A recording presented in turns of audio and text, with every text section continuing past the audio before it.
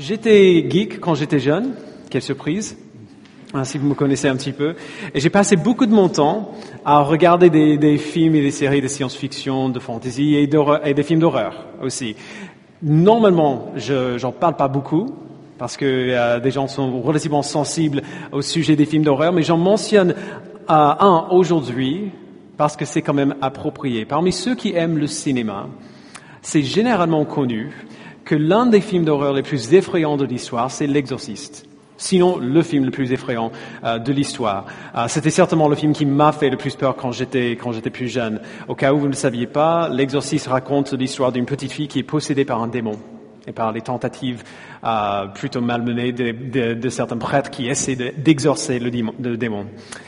Il y a plusieurs années, je discutais des films d'horreur avec ma belle-mère, qui n'était pas chrétienne, et elle a dit que la première fois qu'elle a vu L'Exorciste, qu'elle était pliée de rire tout le long du film. Alors j'étais surpris, il n'y a rien de marrant dans ce film. Alors je lui ai demandé pourquoi elle avait cette réaction-là. Et elle a dit tout simplement, parce que les démons n'existent pas. Quelque part, elle a raison de réagir comme ça. Si on ne croit pas au surnaturel, alors beaucoup de ce qu'on voit dans beaucoup de films d'horreur n'ont pas beaucoup de pouvoir. Si on ne croit pas que ces choses existent, ça perd pas mal de leur côté effrayant, alors que des films où il y a quelqu'un de fou qui tue des gens, là c'est beaucoup plus réaliste. Ça lui faisait peur à ma belle-mère. Si on ne croit pas à ces choses, elles perdent beaucoup de leur pouvoir. Et c'est pareil pour ce qu'on voit dans les évangiles. Dans notre texte aujourd'hui, on voit à la fois des démons et des miracles. Le surnaturel de son beau côté et de son mauvais côté. Comme on a vu jusqu'ici, comme Lohan a dit tout à l'heure, dans cet évangile, Luc fait beaucoup d'efforts pour convaincre Théophile et nous que ces choses se sont vraiment passées. Alors nous croyons que ces choses se sont vraiment passées. Jésus est venu à Nazareth, il a prêché dans la synagogue dans sa ville natale et il s'est fait chasser dans cette ville-là avant de procéder à son ministère. Ces choses, même les choses incroyables qu'on va voir aujourd'hui, on croit que ces choses se sont passées. Mais il faut admettre que ce n'est pas que les athées qui ont du mal à accepter certaines choses qu'on voit dans les évangiles. Même pour nous qui croyons en Dieu, l'idée des choses qu'on voit dans ce texte en particulier, des démons, des miracles, et qu'on voit un peu partout dans les évangiles, semble souvent assez peu réelle. Même quand on croit en Dieu, on lit ces choses-là et on les lit un peu comme on lirait un livre de science-fiction, comme quelque chose de fantaisiste. Mais les miracles font partie intégrante du ministère de Jésus. Et donc, si on va continuer, il faut quand même savoir quoi faire avec ces choses-là. Pourquoi on voit ça tellement souvent dans le ministère de Jésus, des événements comme ça. Et donc, voici ce qu'on va faire. Le message d'aujourd'hui, qui va nous amener à la fin du chapitre 4, et celui du dimanche prochain, qui va nous amener au verset 26 du chapitre 5, vont ensemble. Et on voit les choses très similaires dans les deux textes. Et donc, on peut voir ce message comme la première partie d'un message en deux parties. Alors, cette semaine, on va voir Jésus qui commence à faire ces choses surnaturelles et on va voir pourquoi il fait ces choses de manière générale. Pourquoi il fait ces miracles, pourquoi il y a cette interaction bizarre avec les démons. Puis, dimanche prochain, Jésus va continuer ce qu'il fait, mais Luc va nous donner plus de détails en nous montrant pas juste pourquoi Jésus fait des miracles en général, mais pourquoi il fait ces miracles-là en particulier dans ce chapitre-là. Alors, la dernière fois, comme on a vu, Jésus a été rejeté dans sa ville de Nazareth. Après son rejet à Nazareth, Luc nous dit qu'il va à Capernaum. Alors, Jésus, juste entre parenthèses, il a mentionné au verset 23 qu'il avait déjà été à Capernaum. Il est possible que Luc joue un peu avec la chronologie pour montrer à Théophile le rejet de Jésus en premier lieu. On a vu ça il y a 2 semaines, pourquoi c'était important de voir ça.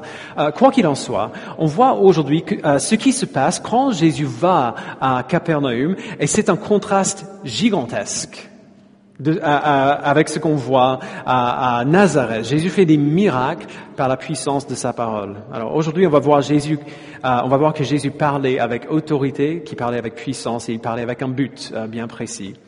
Donc tout d'abord, il parlait avec autorité. Luc ne commence pas tout de suite par un miracle, mais plutôt par la parole de Jésus lui-même. On va commencer notre lecture à partir du verset 31. Donc lisons ensemble. Il descendit à Capernaum, ville de la Galilée, et il les enseignait le jour du sabbat. On était frappé par son enseignement car il parlait avec autorité. Alors, il y a une histoire, presque une légende, sur le théologien et le prédicateur américain Jonathan Edwards, que j'ai mentionné une ou deux fois dans le passé. Edwards a prêché un sermon qui s'appelle « Des pécheurs d'entre les mains d'un Dieu en colère ». Quelqu'un a déjà lu ce message? C'est sûrement sa prédication la plus célèbre de toute sa vie. Dans la collection de ses œuvres, l'éditeur a ajouté une note de bas de page à ce sermon qui dit tout simplement, donc je cite, « Prêché à Enfield le 8 juillet 1741, à une époque de réveil exceptionnel et accompagné d'impressions remarquables de la part de l'auditoire. » Ce que ça veut dire exactement, on ne sait pas, mais selon les histoires qui circulent et selon l'introduction à l'édition française d'Europresse, suite à son message, donc je cite encore cette introduction, et c'est une histoire que j'ai déjà entendue depuis ma jeunesse, il disait « La vision de l'enfer que Edwards a présentée avait pour certains une telle réalité qui s'agrippait aux arbres de peur de tomber dans l'abîme. » Alors, j'ai jamais prêché un message après lequel les gens étaient tellement bouleversés par ce que j'avais dit qui se tenaient aux chaises par peur que le sol s'ouvre en dessous et qu'on tombe directement en enfer. J'ai jamais été aussi efficace que ça moi-même. Quel que soit, si vous lisez le message, il est dur, il est très très dur, mais quel que soit votre sentiment par rapport à ce sermon en particulier, tout le monde est d'accord pour dire que Jonathan Edwards prêchait avec une autorité exceptionnelle. Tous les témoignages racontent la même chose. Quand il prêchait, ses écouteurs étaient profondément marqués. Mais Edwards n'avait rien comparé à Jésus. Rien. Avec Jésus, ce n'était pas quelque chose d'occasionnel, déjà. Il ne prêchait pas un message en particulier, un jour en particulier, sur lequel on pourrait mettre une note en bas de page qui dit « Ce sermon a été accompagné d'impressions remarquables de la part de l'auditoire ». Il n'y a pas un seul message, une seule prédication qui est plus remarquable que les autres. À chaque fois qu'on voit Jésus prêcher dans la Bible, les gens étaient bouleversés. Alors soit on l'aimait, soit on le détestait, mais personne n'était indifférent à la prédication de Jésus parce qu'il parlait, comme dit Luc, avec autorité. Quand je me lève pour prêcher, je prie avant que l'Esprit se serve de ce que je vais dire pour vous pousser et pour me pousser moi à croire la Bible plus profondément et à lui obéir plus complètement.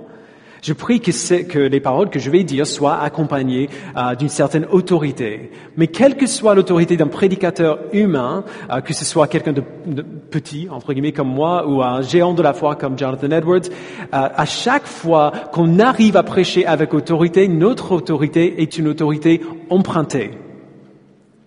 Ce n'est pas nous qui parlons avec autorité, c'est la parole de Dieu qui a l'autorité. Et la seule raison pour laquelle nous pourrions avoir quelque autorité que ce soit, c'est parce que c'est bien la parole de Dieu que nous prêchons et par nous-mêmes.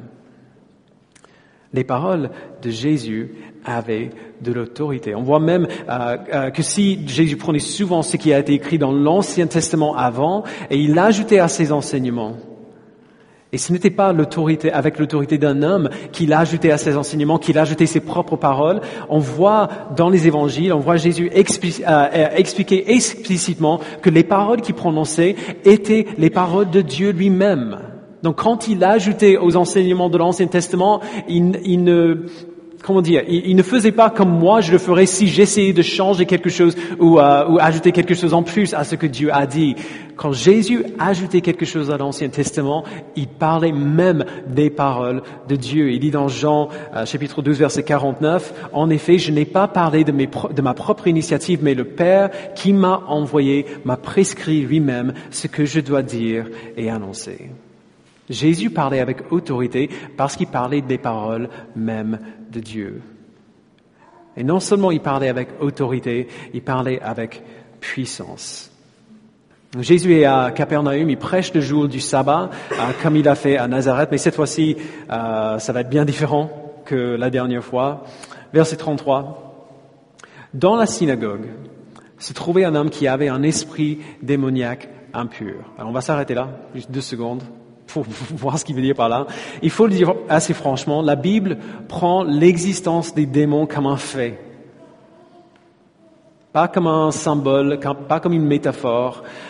Elle nous dit que les démons sont des êtres qui existent, qui étaient des anges avant, qui se sont rebellés contre Dieu, qui ont été jetés hors du paradis avec Satan et qui font maintenant la volonté de Satan dans ce monde. Elle dit que ces êtres existent et elle les prend tout simplement comme un fait. Il n'y a pas beaucoup de discussion là-dessus parce que c'est juste une réalité pour les auteurs de la Bible. Alors ici à l'Église Connexion, on croit que la Bible dit la vérité, ce qui veut dire que ces démons ne sont pas figuratifs, ne sont pas fictifs, ne sont pas métaphoriques. Ces êtres existent vraiment et font du mal dans ce monde. Alors cela dit, il est important d'être conscient de cette réalité-là, mais nous ne voulons quand même pas passer trop de temps à nous y focaliser. Pour une raison très simple, C.S. Lewis a écrit « Il y a 2 erreurs égales et opposées dans lesquelles nous pouvons tomber au sujet des démons. La première, c'est de ne pas y croire. La deuxième, c'est d'y croire et de ressentir une fascination excessive et malsaine à leur sujet. » C'est très important parce qu'une fois qu'on accepte l'existence des démons, il est très facilement de se laisser préoccuper par eux. Certains chrétiens passent beaucoup de temps, et si vous venez de certains milieux, vous allez le savoir, beaucoup de temps à rechercher, entre guillemets, les tactiques des démons. Je vois certains sourire. Des tactiques des démons, et on essaie d'apprendre à combattre les démons par des moyens qui sont d'ailleurs beaucoup plus souvent mystiques que bibliques. La raison pour laquelle on ne veut pas se laisser effrayer par les démons et imaginer qu'on doit à tout prix savoir comment ils vont, par quel symbole et par certaines choses qu'il ne faut pas toucher ou quel est le processus de devenir possédé par un démon, des choses comme ça. La raison pour laquelle on ne veut pas se laisser effrayer comme ça, c'est quelque chose qu'on voit dans ce texte. Même si les démons sont réels, même s'ils combattent contre nous, de manière ultime, Jésus a l'autorité parfaite sur eux. Jésus a l'autorité parfaite sur les démons. Dans la synagogue ce jour, il y a un homme qui est possédé par un démon, c'est-à-dire le démon est entré en lui et le contrôle. Verset 33, il s'écria d'une voix forte, « Ah, que nous veux-tu, Jésus de Nazareth? Es-tu venu pour nous perdre? Je sais qui tu es. » Le Saint de Dieu. Alors, le démon reconnaît Jésus, déjà. Il sait qui il est, il le sait, il appelle par son nom. Il sait que Jésus a le pouvoir de le détruire. Et il reconnaît sa vraie identité, que ce n'est pas un homme comme les autres, mais c'est le Saint de Dieu, le Messie. Donc, verset 35, Jésus le menaça en disant, « Tais-toi et sors de cet homme. » Le démon jeta l'homme au milieu de l'assemblée et sortit de lui sans lui faire aucun mal. Tous furent saisis de frayeur et ils se disaient les uns aux autres, « Quelle est cette parole ?» Il commande avec autorité et puissance aux esprits impurs et ils sortent. Et sa réputation gagne à toute la région. On le voit encore, Jésus parle avec autorité. Mais pas uniquement l'autorité. Il parlait avec autorité et les gens étaient frappés par l'enseignement. Mais ici, c'est autre chose encore. Ce n'est pas pareil. Avec un seul mot, il ordonne au démon de sortir de l'homme et le démon doit lui obéir. Il n'a pas le choix. Jésus dit, sors, et il doit le faire. Il ne peut pas y résister, il ne peut rien faire contre, il doit le faire immédiatement. Donc si vous vous rappelez de l'exorciste, essayer de faire sortir le démon a pris des jours dans le film. Avec un mot, sort. Oui, le démon est parti. Jésus a l'autorité sur eux. Il n'y a pas de lutte ici. Il n'y a pas de combat. Il y a un ordre et un démon qui est obligé de faire ce que Jésus dit. C'est tout simple. C'est pour ça que l'exorciste est bidon. Parce que si Jésus était vraiment dans cette affaire, ça aurait pris 5 secondes. Ça aurait pris 5 secondes avec un seul mot. Jésus chasse le démon. L'autorité de Jésus est une autorité qui est accompagnée d'une grande puissance. C'est ce qui sépare Jésus des gourous dans des sectes. Il y a une dizaine d'années, je travaillais pour un homme qui était extrêmement intelligent, diplômé de Sciences Po, 2 masters et un doctorat, et il était extrêmement charismatique. Je l'aimais beaucoup. J'aimais beaucoup travailler pour lui aussi. Il était très sympa. On pourrait écouter cet homme parler pendant des heures. Quoi qu'il disait, c'était fascinant. C'était un homme comme ça. Mais à peu près 6 mois après que j'ai commencé à travailler pour lui, j'ai appris qu'il faisait partie d'une secte bien connue, qui croit que la Terre a été créée par des extraterrestres et qui était en fait une sorte de prêtre pour cette secte-là. Il parlait à tout le monde qui voulait écouter, d'ailleurs, des chants électromagnétiques qu'on pouvait dompter pour le bien-être spirituel et physique, des extraterrestres, nos ancêtres et créateurs qui reviendraient un jour et ainsi de suite. Donc voilà, c'était plein de choses comme ça. Alors je dis pas ça pour dénigrer quelqu'un qui dit des choses bizarres ou qui dit des choses qui ont l'air bizarres. Chaque semaine, je parle d'un homme qui a été né d'une vierge quand même. J'ai pas beaucoup de place pour le dénigrer. Je mentionne cet homme seulement pour une raison. Il est extrêmement charismatique, il est extrêmement convaincant. Quand il explique ses croyances, on les trouve presque logiques. Mais ses paroles n'ont aucune puissance. Cet homme ne peut pas accomplir quoi que ce soit de ce qu'il dit. Ses paroles ne font rien. Il dit ce qu'il dit et on doit simplement lui faire confiance si on peut. Ses paroles ne font rien. Jésus n'est pas comme ça. Il soutient sa parole avec puissance. Donc ce n'est pas juste l'autorité, le côté convaincant de ce qu'il dit. Il soutient sa parole avec puissance. Quand il prêche, les gens sont impressionnés. Oui, mais comment savoir que c'est pas simplement un homme extrêmement charismatique? Parce que quand il parle, ses paroles font quelque chose. Il y a un effet extérieur visible.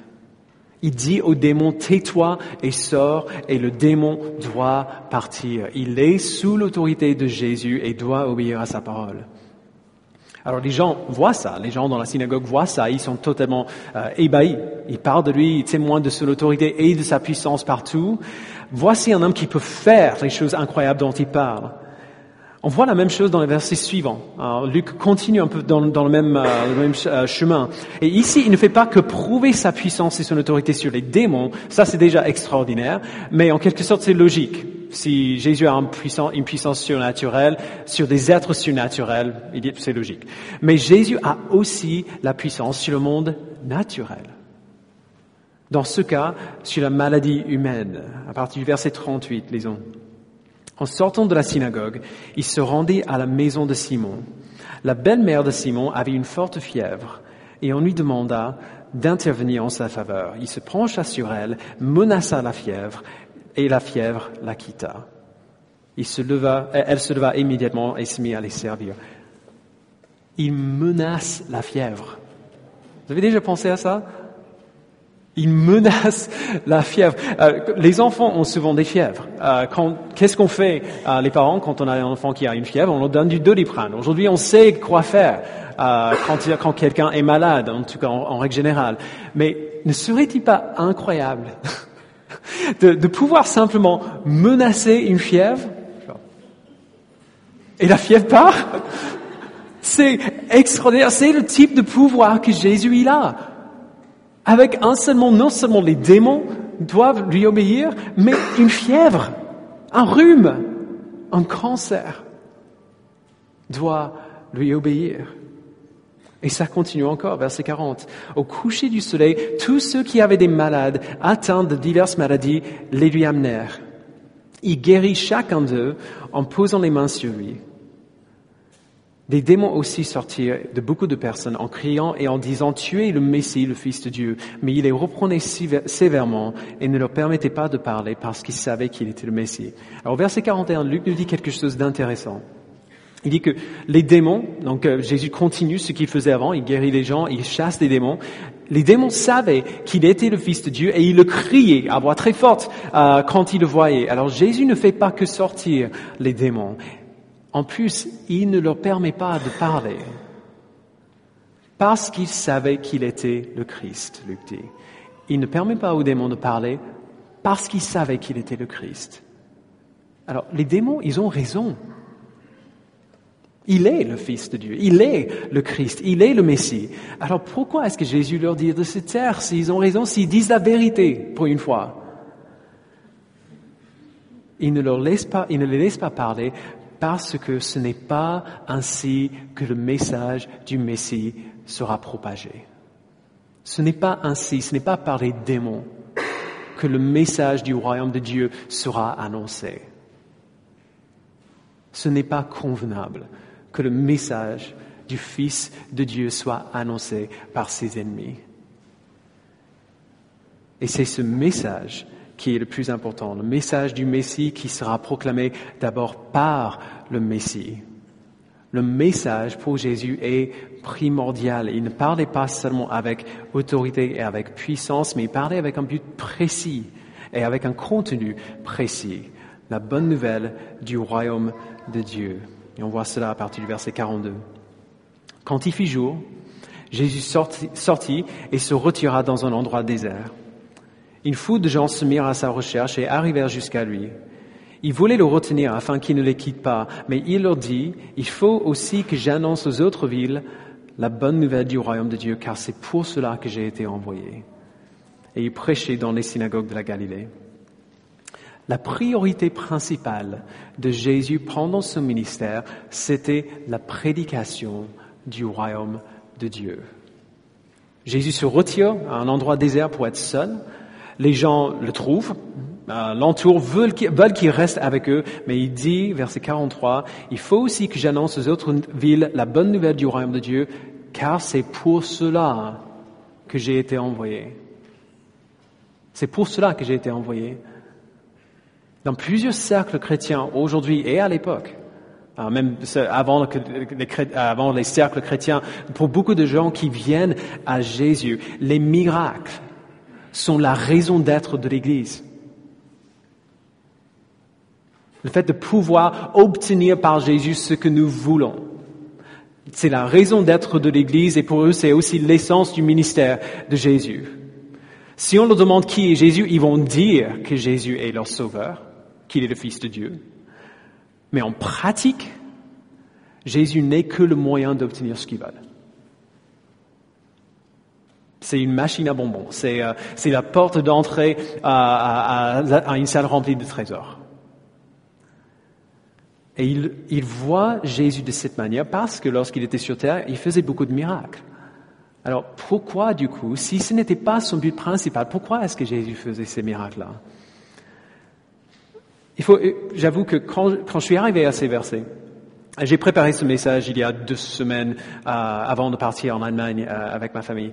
Et j'avais du mal à préparer cette partie-là parce que on a des amis, on en a déjà parlé, on a des amis qui implantent une église dans le 20e et dont le petit garçon de 2 ans est tombé malade de manière assez mystérieuse, une sorte d'hépatite que les médecins ne pouvaient pas identifier. Et il y a 2 semaines, on a annoncé ici à l'église que son foie ne fonctionnait qu'à 19%, qu'on avait entendu. Le jour où j'ai écrit cette partie du message, ils étaient en train d'opérer sur son père pour enlever une partie de son foie à lui pour le transporter dans le corps de son petit garçon. Depuis 2 semaines, ça faisait à peu près 2 semaines qu'il était à l'hôpital. Depuis 2 semaines, on avait prié pour que Dieu guérisse ce garçon. On avait prié et prié et prié pour un miracle. Mais qu'est-ce qu'on fait quand le miracle ne vient pas?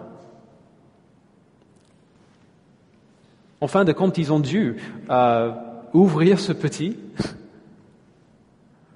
et mettre une partie du foie de son père dans son corps et espérer que ça prenne, tout simplement. Qu'est-ce qu'on fait? D'ailleurs, l'enfant, maintenant, ça fait 2 semaines, à peu près, non, pardon, 1 semaine, qui se fait opérer. L'enfant va très bien. Il commence à manger un petit peu. Ils ont beaucoup d'espoir pour lui. Le papa est maintenant à la maison. Donc, bonne nouvelle de ce côté-là. C'est une grâce incroyable qu'il existe déjà ces procédures. Comme ça, ils vont bien. Mais la question est la même. Qu'est-ce qu'on fait avec ces histoires dans les évangiles, dans lesquelles on voit Jésus guérir du monde partout? On le voit guérir tout le monde autour de lui. Qu'est-ce qu'on fait avec ces histoires quand on prie pour un miracle pour son petit garçon de 2 ans et il n'y a aucun miracle qui semble venir? La réponse est à la fois simple et difficile et Harry, le papa, disait autant avant la transplantation. On se souvient de pourquoi Jésus faisait toutes ces choses. On se souvient de pourquoi Jésus faisait ces miracles. Il a fait des miracles en partie parce qu'il avait de la compassion pour ceux qui étaient malades. C'est une des vérités glorieuses qu'on voit dans les évangiles. Mais ce n'était pas la seule raison, ni même pas la raison principale. Jésus faisait ces miracles pour valider son enseignement, pour prouver qu'il était qui il disait être, et pour donner aux gens des raisons pour croire ce qu'il leur enseignait, ce qu'il disait. Il y a un moment merveilleux dans l'évangile de Marc qui est similaire à celui-ci. Jésus et ses disciples sont fatigués de prendre soin de tout le monde autour. Donc Jésus décide qu'ils ont besoin de se reposer un petit peu. Ils font pareil qu'ici, ils se mettent un peu à l'écart pour aller dans un lieu désert. Mais quand ils arrivent à l'autre côté de l'eau, ils voient une grande file qui les attend là. Et donc je mets sur l'écran Marc 6, 34. Quand il sortit de la barque, Jésus vit une grande foule et fut rempli de compassion pour eux, parce qu'ils étaient comme des brebis qui n'ont pas de berger. Alors beaucoup de gens viennent à Jésus comme un moyen d'obtenir ce qu'ils veulent. Si c'est vraiment vrai, si c'est le cas, si Jésus fait vraiment ça, on imaginerait que lorsque Jésus a compassion pour eux, il leur donnera ce qu'ils veulent. Il les guérira, il fera des miracles. En gros, il manifestera la volonté de leur donner ce dont ils ont envie. Mais ce n'est pas ce qu'il fait. À la fin du verset, donc Jésus fut rempli de compassion pour eux parce qu'ils étaient comme des brebis qui n'ont pas de berger, et il se mit à leur enseigner beaucoup de choses. Quand il a eu compassion sur la foule, il ne les a pas guéris. Il leur a enseigné. L'enseignement de Jésus, c'était le moyen d'exprimer sa compassion. Le but ultime de Jésus-Christ et son moyen principal pour prendre soin de ceux qui viennent à lui n'est pas la guérison, mais l'enseignement. Et puisque c'était son but ultime, même à ce moment-là, parfois les miracles étaient mis de côté. Dans notre texte, Luc nous dit que cette foule entourait Jésus, l'ont supplié pour rester avec eux, mais il est parti quand même. Il n'est pas resté avec eux. Il est parti quand même, non pas parce qu'il n'y avait plus de personnes ici qui avaient besoin de guérison. Alors peut-être qu'il avait guéri tout le monde, mais il est parti parce qu'il y avait plus de gens ailleurs qui devaient non pas guérir, mais enseigner. Il faut que j'annonce aux autres villes la bonne nouvelle du royaume de Dieu, car c'est pour cela que j'ai été envoyé. Pour annoncer la bonne nouvelle. Et chaque instant, Jésus faisait tout pour servir la raison pour laquelle il était venu. Il était venu pour annoncer la bonne nouvelle du royaume de Dieu. Et donc tout ce qu'il faisait, que ce soit la prédication, les miracles ou le fait de chasser les démons, tout ce qu'il faisait était fait dans ce but-là. Le but de donner de la crédibilité à ceux qui disaient, de donner encore plus de preuves que simplement l'autorité spectaculaire qu'il avait déjà. Alors, nous sommes assez éloignés aujourd'hui de cette époque-là, de l'époque dans laquelle Jésus a fait toutes ces choses. On vit plus de 2 millénaires plus tard dans un pays et dans une culture bien différente de celui dont Luc parle. Et donc, qu'est-ce que ce texte a à nous apprendre aujourd'hui dans notre contexte, dans notre culture, où on ne voit pas ce genre de choses de manière aussi fréquente ou extraordinaire? Tout d'abord, ce texte nous enseigne que Jésus est victorieux. C'est tout simple, mais c'est tout. Jésus est victorieux. C'est la vérité principale de l'Évangile. C'est la raison pour laquelle Jésus faisait tout ce qu'il faisait. La raison pour laquelle il est venu, pour laquelle il a enseigné, qu'il a vécu, qu'il est mort, qu'il est ressuscité. C'était pour vaincre le péché, la mort et le diable. L'auteur de la lettre aux Hébreux dit au chapitre 2, verset 14, « Puisque ces enfants ont en commun la condition humaine, lui-même l'a aussi partagée de façon similaire. Ainsi, par sa mort, il a pu rendre impuissant celui qui exerçait le pouvoir de la mort, c'est-à-dire le diable, et libérer tous ceux que la peur de la mort retenait leur vie durant dans l'esclavage. » Par sa mort, il a pu rendre impuissant celui qui exerçait le pouvoir de la mort, c'est-à-dire le diable. Voici pourquoi j'ai dit que ma belle-mère avait raison, au moins en partie, de réagir comme ça à l'Exorciste. Un film comme l'Exorciste perd pas mal de son pouvoir, non pas quand on croit que les démons n'existent pas, mais quand on voit que Jésus est toujours victorieux sur eux et que Jésus vit en nous. Qu'est-ce qu'ils peuvent faire? Jésus a une autorité parfaite sur les démons et il vit en nous. Pourquoi avoir peur? La culture populaire montre toujours une vision, ce qu'on appelle une vision dualiste du monde, une sorte de bataille entre le bien et le mal, entre Dieu et le diable, comme s'ils étaient des ennemis plus ou moins égaux, et on n'était pas tout à fait sûr de qui allait gagner. Ça ne peut pas être plus faux.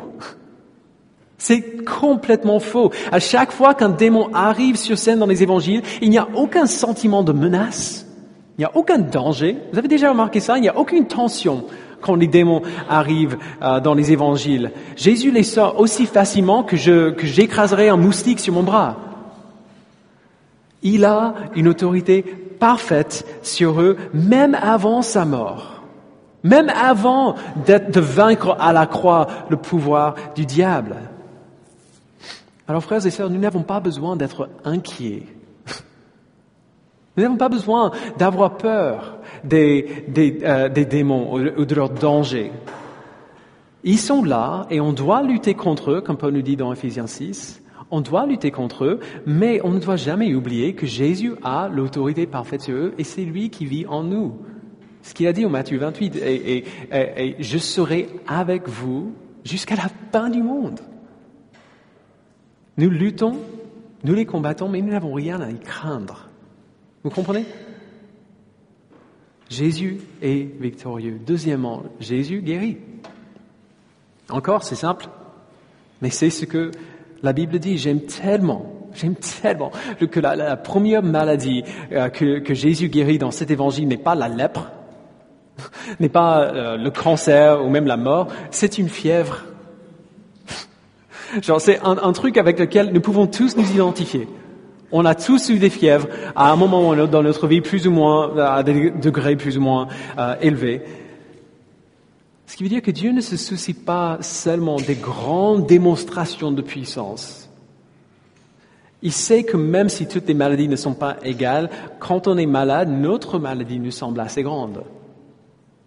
On est d'accord? Quand on se sent malade, même si on sait très bien que ce n'est pas aussi douloureux ou difficile qu'un accouchement, par exemple pour les hommes, nous on ne sait pas ce que c'est qu'un accouchement. Et donc quand on a une grippe, on a l'impression de souffrir vraiment. Et le fait de savoir que l'accouchement est pire ne fait rien pour nous. On a quand même l'impression que c'est assez difficile et douloureux. Bref, c'est un autre sujet.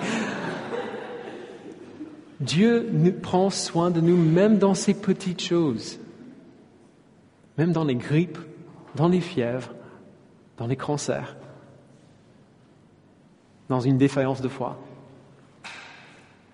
Jésus est rempli de compassion. Il aime les gens. C'est pour cela que même si la guérison n'est pas son but principal dans ce qu'il fait, il ne faut pas non plus aller à l'autre extrême pour imaginer que prier pour la guérison est une cause perdue. Jésus aime les gens. Dieu aime. Il a de la compassion pour nous. Et donc, nous pouvons venir vers lui. Lorsqu'on est malade, nous pouvons lui demander la guérison. La Bible nous invite à venir vers lui et demander à ce qu'on soit guéri. Et on peut le faire avec une confiance totale, en sachant que Dieu n'est pas seulement puissant, non seulement qu'il peut le faire, mais qu'il est aussi bon et qu'il est aimant. Genre, il nous donne ce qui est bien pour nous. C'est notre Père qui prend soin de nous. Et donc, quand nous prions, nous pouvons prier avec une confiance totale que non seulement Dieu est puissant, mais aussi qu'il est bon et qu'il nous aime. Mais même si nous sommes invités à venir vers lui lorsqu'on est malade pour lui demander la guérison, on est aussi appelé à le faire avec cette connaissance que la raison principale pour laquelle il guérit et sa moteur principale pour la guérison n'est pas notre bien-être ou notre confort personnel, mais l'Évangile. La raison pour laquelle il guérit et le moteur de la guérison, sa moteur principale de la guérison, c'est l'Évangile. La Bible nous dit que même ceux d'entre nous qui allons bien, nous sommes tous profondément malades. Nous sommes tous infectés par le péché, qui nous aveugle de la vérité, qui nous assourdit de l'appel de Dieu à l'aimer et qui corrompt nos désirs pour nous servir pour nous servir avant toute chose. Alors c'est un cliché que le péché est une maladie dont nous souffrons tous. C'est un cliché, mais c'est un cliché qui est vrai. C'est à propos. Le péché est un cancer qui infecte tout être humain, et sans exception. Comme j'ai dit hier, comme une maladie qui peut être transmise de mère en fils quand il est dans le ventre de la maman, le péché est une maladie qui nous est transmise depuis le début de l'humanité. Voilà la maladie dont nous avons vraiment besoin d'être guéris. Toute autre maladie, que ce soit le cancer ou l'hépatite ou des problèmes de cœur ou le rhume, toute autre maladie n'est que symptomatique de cette maladie plus profonde qui amènera finalement à la mort, pas seulement temporaire et physique, mais éternelle. Et le moyen par lequel Jésus nous guérit, c'est la bonne nouvelle de l'Évangile. C'est son outil principal et c'est sa priorité. Il a bien dit, il faut aussi que j'annonce aux autres vies la bonne nouvelle du royaume de Dieu, car c'est pour cela que j'ai été envoyé. C'est par la prédication de l'Évangile que l'Esprit Saint ouvre nos yeux à la vérité de qui est Dieu, de ce que Dieu a fait pour nous en Jésus-Christ, qui nous appelle à lui, à la foi en lui. C'est par l'Évangile qui nous donne la foi en lui. C'est par l'Évangile qu'il nous guérit. Alors, j'espère que ce matin, il n'y a personne ici qui prenne cela à la légère. Si vous croyez en Jésus ce matin, si vous avez la foi en lui, si vous avez placé en lui votre foi pour votre salut, alors vous avez reçu un miracle. Le miracle le plus grand qui soit. Il ne s'agit pas de la guérison d'une maladie temporaire alors qu'on va quand même mourir un jour. On a été transformés, on est de nouvelles créatures. Le Nouveau Testament nous dit, on est passé de la mort à la vie et c'est une vie qui sera éternelle. C'est le miracle le plus grand qui soit. Et nous l'avons tous expérimenté. C'est un miracle qui est tout aussi puissant et réel que faire sortir un démon ou ressusciter un mort. Vous avez entendu l'Évangile et l'Esprit a utilisé cet Évangile pour vous ramener de la mort à la vie, pour vous faire littéralement devenir une nouvelle création. Il a fait de vous des héritiers du royaume avec Jésus, des citoyens de nouveaux cieux et la nouvelle terre. Ce n'est pas rien. C'est la plus grande des choses. Ou alors je pourrais le dire autrement, lorsque vous êtes malade, lorsque nous sommes malades, notre premier instinct, c'est quoi? C'est de prier d'aller mieux. Notre premier instinct, c'est simplement de vouloir récupérer et aller mieux. Et c'est normal qu'on ait envie de ça. Mais encore plus que le désir d'aller mieux, notre maladie devrait nous faire désirer autre chose encore plus. Elle devrait nous faire désirer le jour où toute maladie disparaîtra. Où nos corps ne seront plus susceptibles à la maladie. On ne sera plus malade. Le jour où on vivra la paix et la joie éternelle dans la présence de Dieu, dans des corps parfaitement renouvelés. À chaque fois que vous avez un rhume, que vous avez une grippe, que vous avez une gastro, que vous avez un cancer, ces symptômes devrait faire naître un désir en nous, non seulement d'aller mieux aujourd'hui, mais de voir le jour où tout le monde qui connaît Jésus ira mieux pour toute l'éternité. Parce que la guérison, c'est un avant-goût de ce jour-là. La guérison de toute maladie présente est un avant-goût du jour où Dieu guérira toutes les maladies. Alors pendant que nous prions pour la guérison de la maladie, nous ne devrions jamais oublier que notre foi est déjà un avant-goût du plus grand des miracles.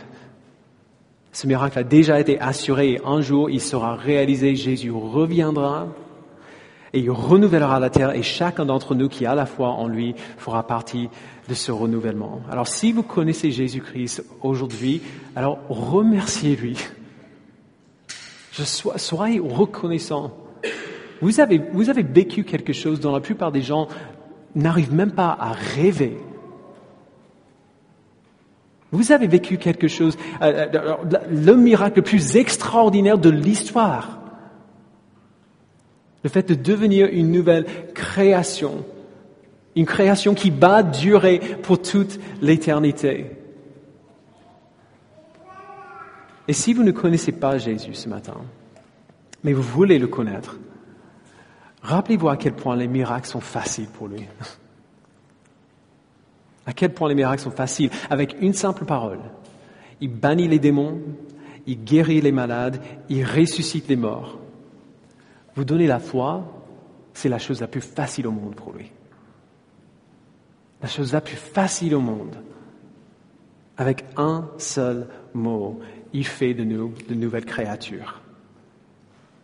Il fait de nous de nouvelles créatures qui ont une destinée éternelle avec Dieu. À l'aimer pour toujours, à prendre plaisir en lui pour toujours et à le glorifier pour toujours. Un seul mot suffit. Alors si vous voulez le connaître, alors demandez-le lui. Tout simplement. Venez à lui, placez votre foi en lui pour votre salut. Il a promis qu'il ne refuserait jamais ceux qui viennent à lui. Donc venez à lui, placez en lui votre foi. Recevez ce miracle, vivez ce miracle et soyez reconnaissants pour toujours pour ce miracle, comme nous essayons tous de faire tous les jours. Je vous invite à prier avec moi. Père, merci beaucoup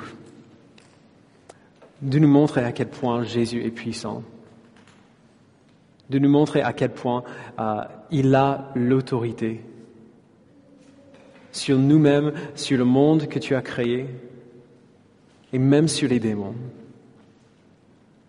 Merci Père de nous avoir montré les choses extraordinaires que Jésus fait, mais donne-nous Père de garder toujours en tête la raison pour laquelle il a fait. Ce n'était pas simplement parce qu'il avait compassion. Tu ne guéris pas simplement parce que tu aimes les gens. Il y a un but encore plus grand. Donne-nous, Père, de nous souvenir que le but suprême de tout ce que tu fais, c'est ta propre gloire. C'est d'être vu, d'être reconnu comme le Dieu glorieux et bon et aimant que tu es, afin que nous puissions prendre plaisir en qui tu es pour toute l'éternité. Donne-nous, Père, de ne jamais sous-estimer la grandeur de la guérison que tu fais, de ne jamais imaginer qu'il y a une raison aussi simple que notre bonheur présent. La vraie raison est encore plus complexe et infiniment plus merveilleuse que ça. Donne-nous, Père, d'avoir pour notre but principal ton but principal. Donne-nous, Père, de vivre tous les jours de notre vie avec le même but en tête, de te voir glorifié par l'annonce de l'Évangile, par la vie de tes enfants, pour la vie et la mission accomplie de ton Église. Donne-nous, Père, de ne jamais rater ce cible-là et essayer de vivre pour nous-mêmes et imaginer que tu fais pareil. Donne-nous de vivre pour toi. Et donne-nous de voir que vivre pour toi, c'est vraiment la chose la plus aimante que tu pourrais nous demander de faire. Merci, Père.